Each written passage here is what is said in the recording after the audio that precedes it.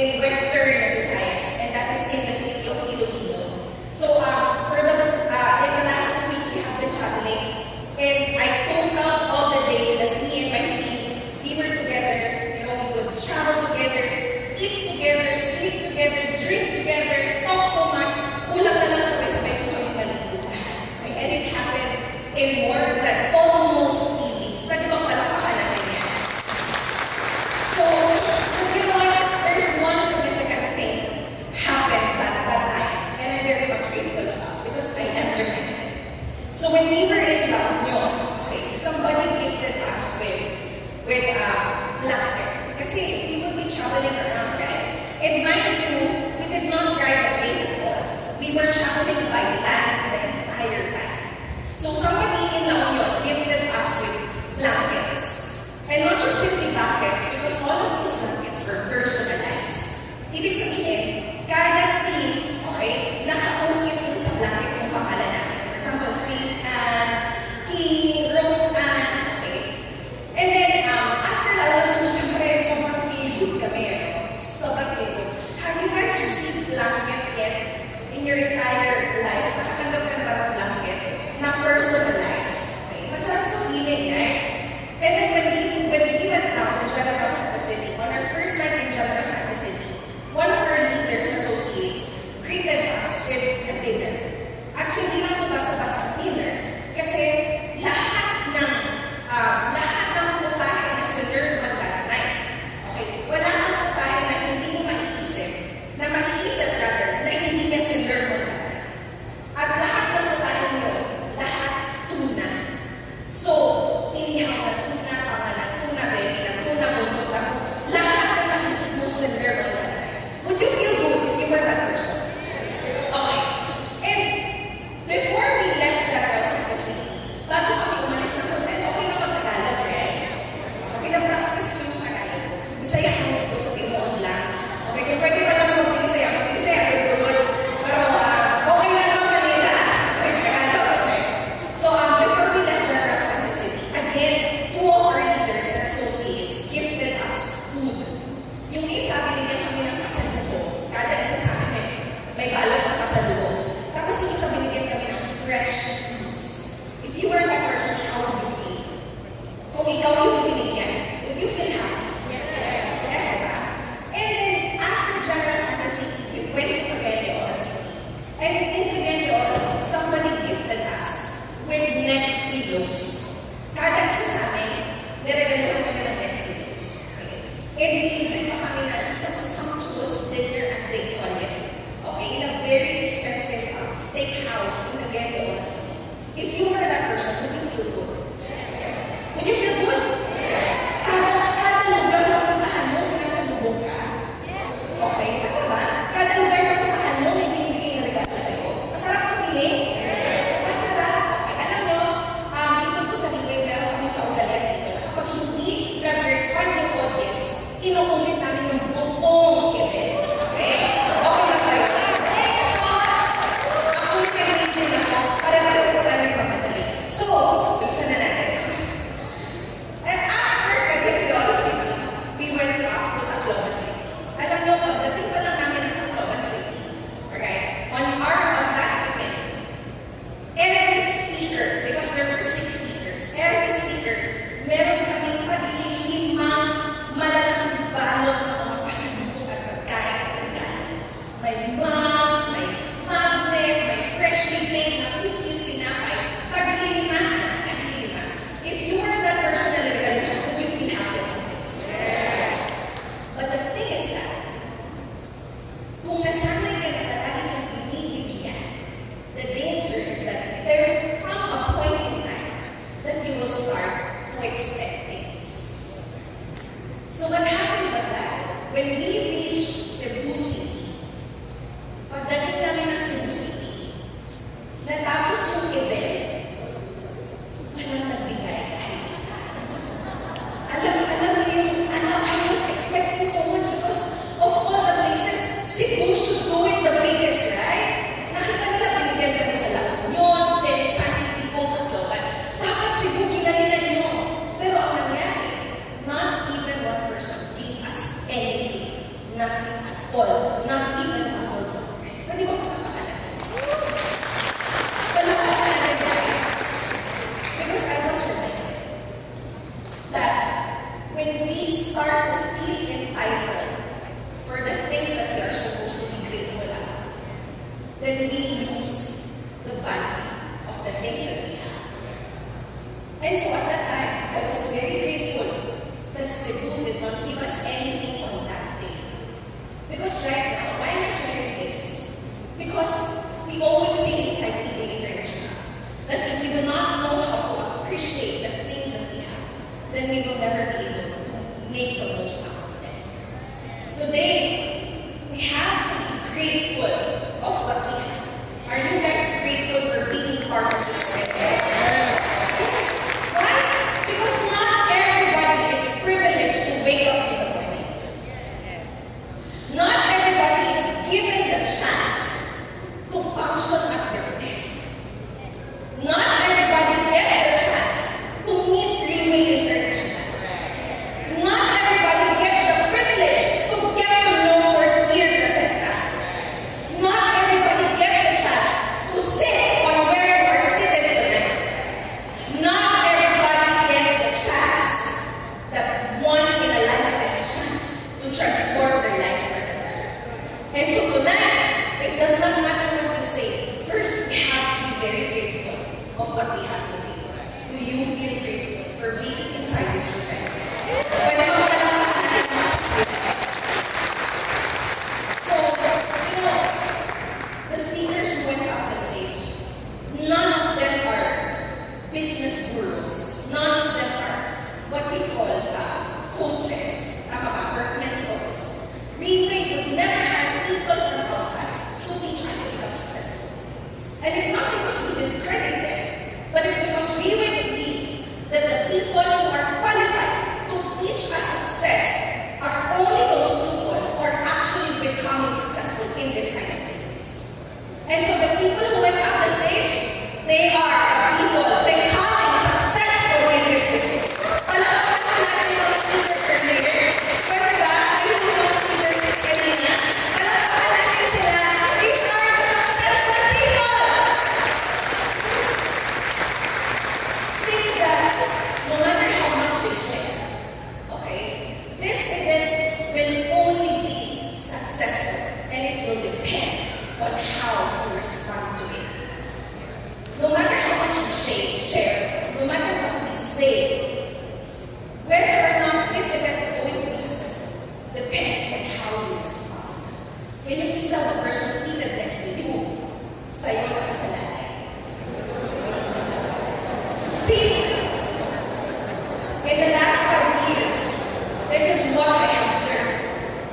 That we as leaders, we as associates, people who are coming in to do the business, in any event, whether it's big or small, we have to be able to obtain or get two things. Are you with me? Number one, obtain knowledge and wisdom. Things that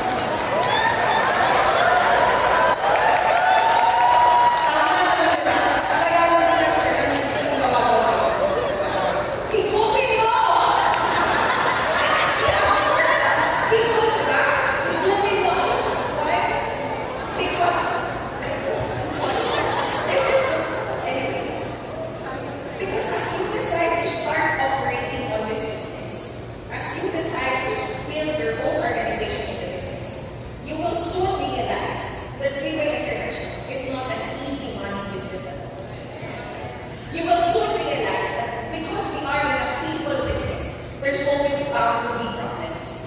And so in any event such as this, we have to be able to obtain the most important thing, and that is strength.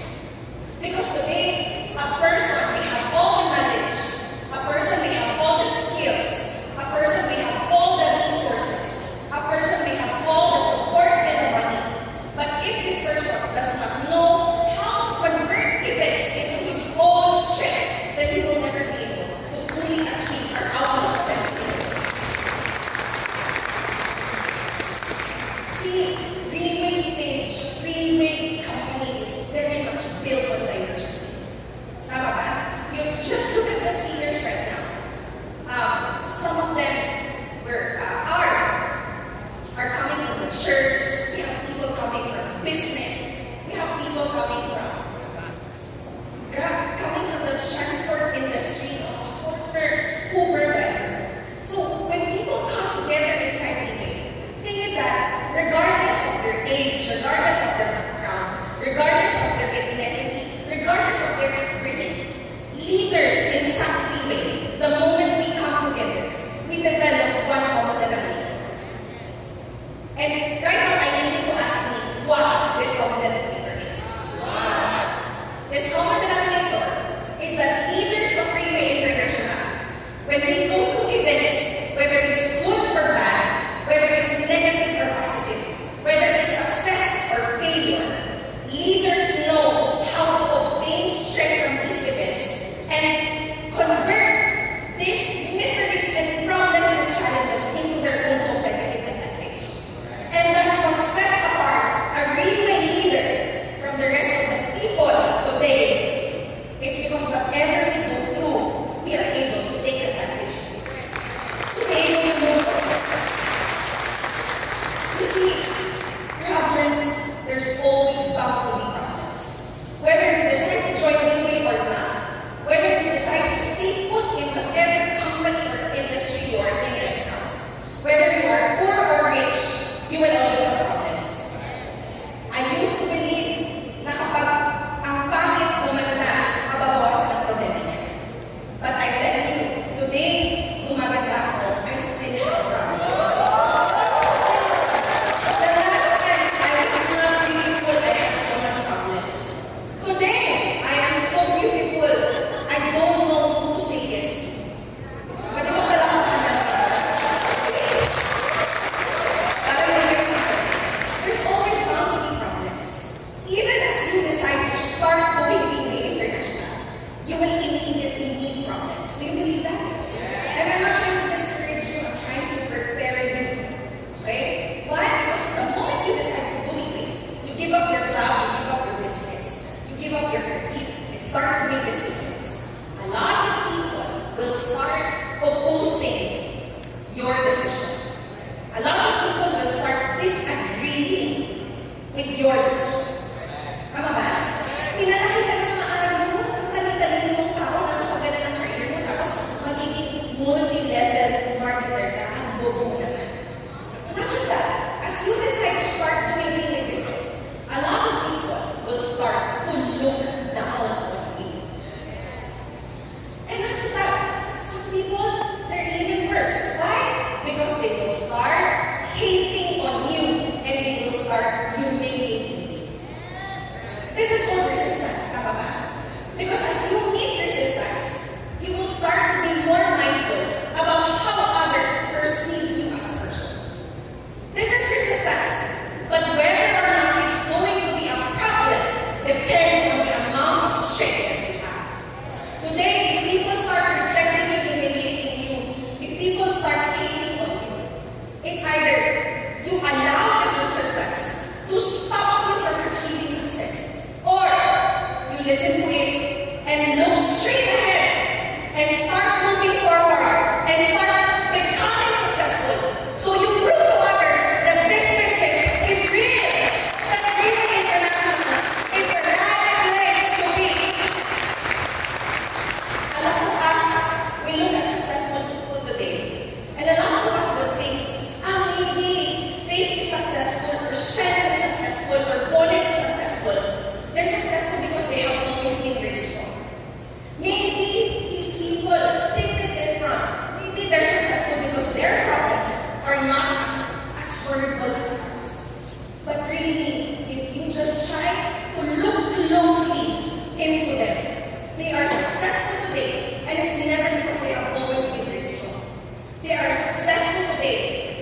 they choose to convert any misfortune into their own greatest advantage. Pwede ba palakpakan sila? And as you start doing the business, you will see that you will start receiving a lot of support. Okay? If there are people who will reject and hate you, there's also a lot of people who will start to support you. The moment you come inside this business, the leader or the upline will start supporting you. The people who surround you, your own respective teams, will start to support you.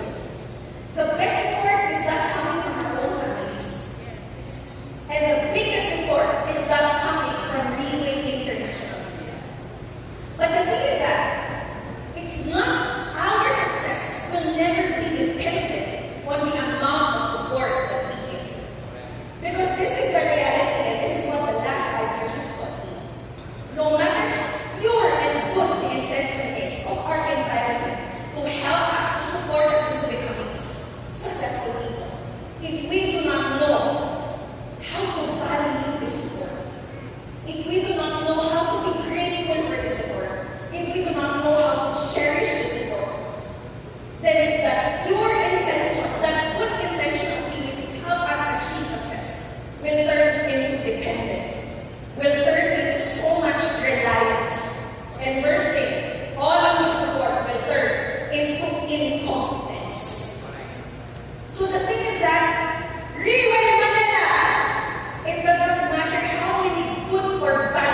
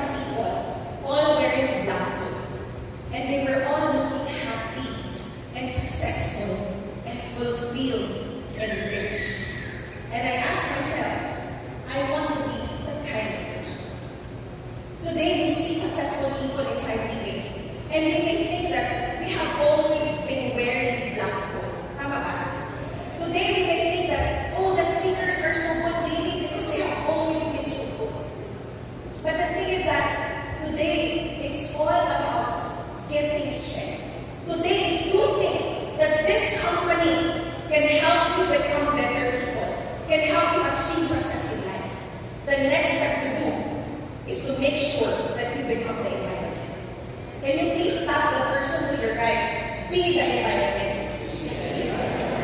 Be the environment. And to your left, you are the environment. What does it entail to become an environment? The environment inside Riway International.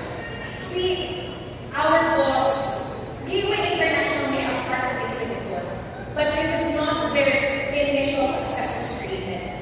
Our boss understood that he can only start becoming successful if he started with people who were already receptive to him. If you start with people who trust you and who are willing to cooperate with you. And so from establishing Singapore, Riway in 2008, he had to go down 700 kilometers away from Singapore in the southern region of Malaysia called Penang. And there's a small town called Bukit Batajan. Bukit Batajan, our boss looked for people who were willing to trust, who were willing to cooperate. And then from there, he became a positive person.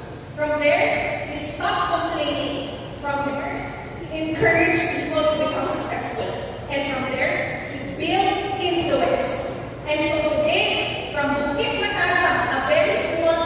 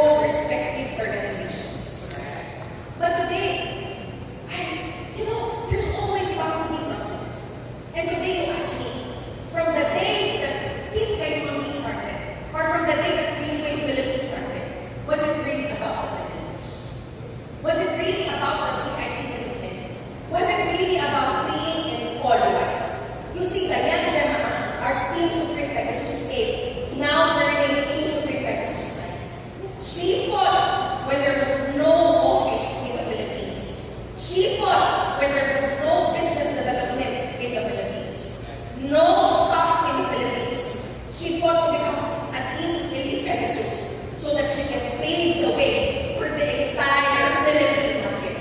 Pwede bang palakpakan natin sila yun? Is it really about privilege? See, I came inside Riway International in 2017. And in 2017, I was told, Faith, there is no full-blooded Filipino team elite Pegasus yet. And I could have contented myself with becoming a team elite Pavo. Because team elite Pavo, I tell you, I can buy a lot of husbands already. But I fought to become the first ever full-blooded team elite Pegasus. No. It's to show others, to show all the Filipinos that it can be done. In 2018, it's not enough that one person do it. Because if one person does it, it's a miracle, right? It means chamba. And so two other people prove themselves, prove Riway International to be the right business, the right platform. And so, Lindy Luca Team Supreme Pegasus 2, and Elizabeth, Team Supreme Pegasus 3, fought to becoming a Team Elite Pegasus to prove to others that this is not chamba, this is not law, this is Riway system. In 2018, from Bertier Placenta, 5th edition, Riway upgraded to 6th edition. And I'm sorry, John, but I have to tell them, for 5 whole months, we did not have products over the mountain. Today, madelay lang ang delivery ng isang linggo, 2 linggo. Kinalimutan ko na kagad kung gaano kabuti sa Riway International Center. Today, madelay lang ang para sa isang linggo, 2 linggo. Lahat na ng uptime pinagmumura mo na. Tama ba? But in 5 months, we converted that into our own advantage. Two other team elite Pegasus rose to prove to others that if others are doubting, there is success when you believe in Riway International. And so John Telecentro of Iloilo became the first ever team elite Pegasus of Iloilo. And Irene Escobar fought as well to become a team elite Pegasus. Is it really about privilege? Is it really about VIP? Is it really about faith? Is it really about money?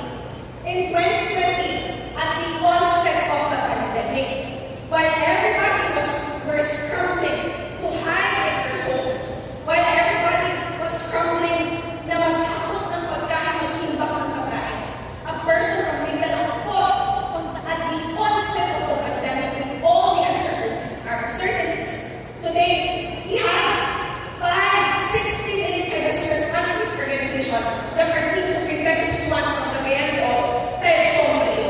Pwede mo palakpakan natin yun.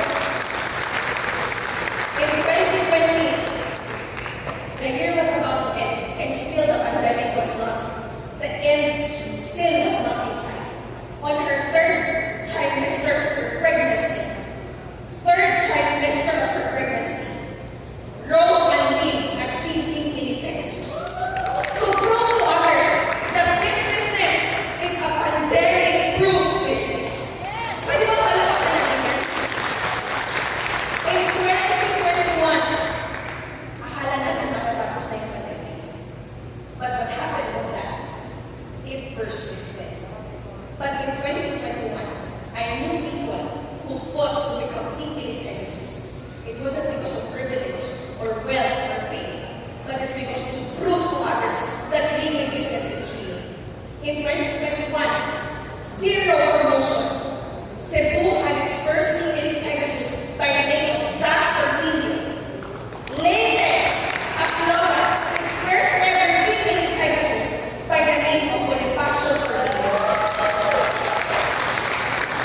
And the sister became Team Supreme Pegasus. Not just that, inside this room, I know a person who the last time had no direction in his life.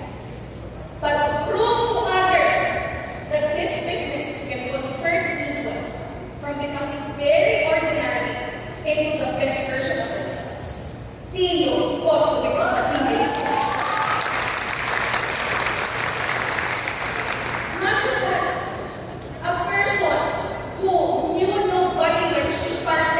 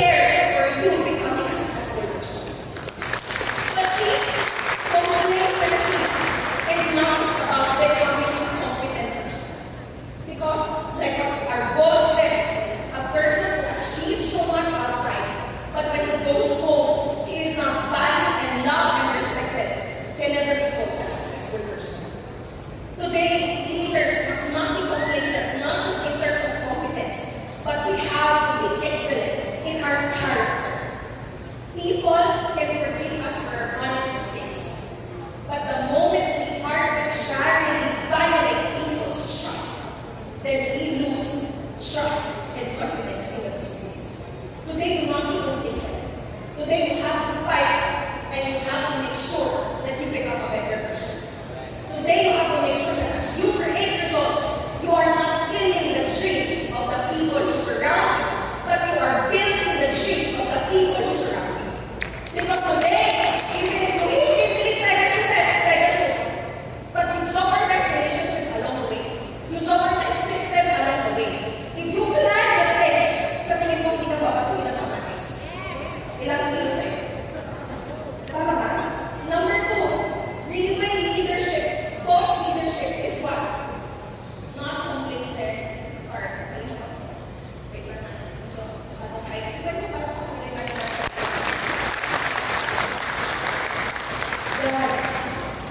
Riway leadership is what? Riway leadership is built on vision. You see, when we talk about vision, we always associate vision with only what's with the future. But the thing is that vision always comes from past.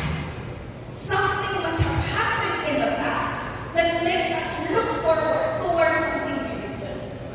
Are you with me? We have to know where this is all going. And Riway vision is, by 2023, Riway International is the topmost company, not just in Asia, but in the entire planet Earth. Riway is going to be number 1. I do not know you, but here is my vision. I started from 0, and now, because of Riway system, because of Riway value, today, from 0, we have turned into heroes. Earlier, I was at the mall, and I saw Mama Tina, Lucy. They were standing right outside Rustan supermarket in Wuhan. Mag-ina sila yung isa bata. Tumahan ko, Ma'am, outing tulong. And I felt bad because at the time, I had no cash with me. So, I went inside the mall and withdrew cash. And then I passed it to them. And that time, sobrang natulala sila. It was a very, I would say, a small amount compared to how much Riway is compensating Iran. But when I handed them, 1,000 peso bill is nothing. They stood there for 5-10 minutes crying. Mom, thank you, Mom, thank you, Mom, thank you. Riway leadership is never complacent. Riway leadership, it always is built on vision. And above all, Riway leadership is built on influence. I handed that 1,000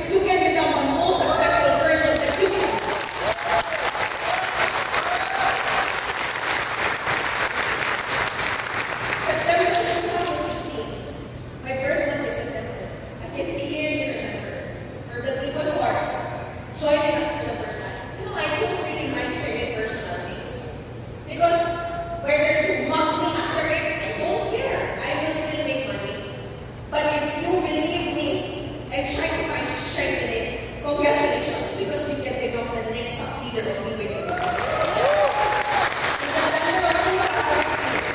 My birthday, I waited for midnight to come, and Neil waited for my kids to fall asleep. And I asked God, Lord, please gawin mo akong mayaman at successful na person. Kasi pagod na ako. Sobrang liit sa aking mga tao na kapaligid sa akin. And I told him, make me successful and make me rich. And you know what they say?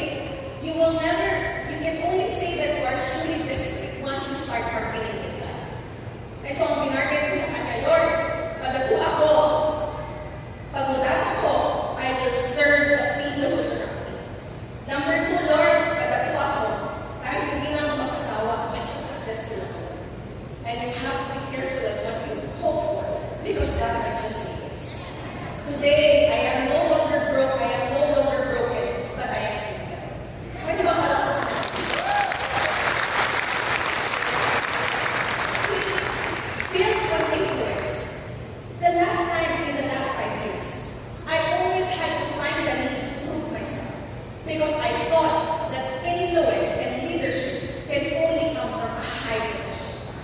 I thought that leadership and influence and respect and value and trust, you will only earn it when you are in a high position. But this is what I have realized, that as people come inside the Riway business, we start to become interconnected with each other. We start to intertwine with each other. And later on, we develop this web of influence. Ibig sabihin, influence is not just a position that one goes up to, but rather influence is understanding that influence is a collective power. Can you please tell the person next to you, you are influential. Which means that today, influence comes from other people. From other people, it flows through you. And from you, it flows to another people. And from that another people, it will move again to another people. Sometimes we are aware of who inspires us. Sometimes we are aware of who motivates us and builds us. And sometimes we are not aware of the good that we cause others. Sometimes we may not be aware of the bad that we cause others. Today, I need us to understand that influence must lie at the heart of every single person inside Riway Philippines. Today, you are given a blank sheet of paper. Today, you decide, from hero, are you going to be? From zero, are you going to be a hero? Or are you going to be just a mere sidekick? Or are you going to be just a mere supporter, clapping your hand every single time? Or are you going to be just a mere bystander? Or are you going to be a victim? Today, I challenge you. From zero, I challenge yourself to become the next hero inside Riway Philippines. We can never build influence overnight. But today, if we start working on it, and every single person decides to be that good and right and perfect environment. If you become the environment,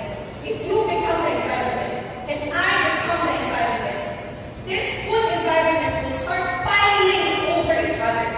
This environment of strength will start building up. And what will become of Riway Philippines if we decide to be the right people for others to do business with? What will become of Riway Philippines? Riway Philippines! No matter how small we are today, we can become the next number 1 in the entire Riway International. Do you believe that? Do you honestly believe that? Yes.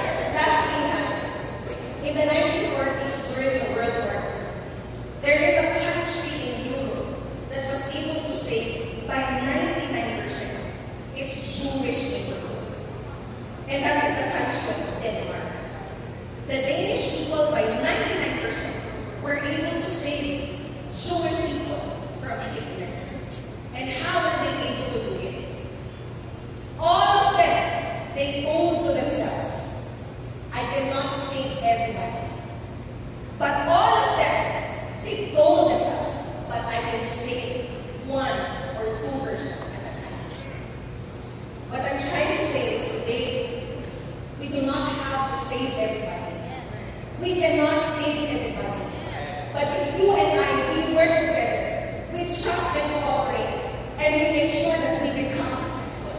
then together we can create miracles in the Philippines.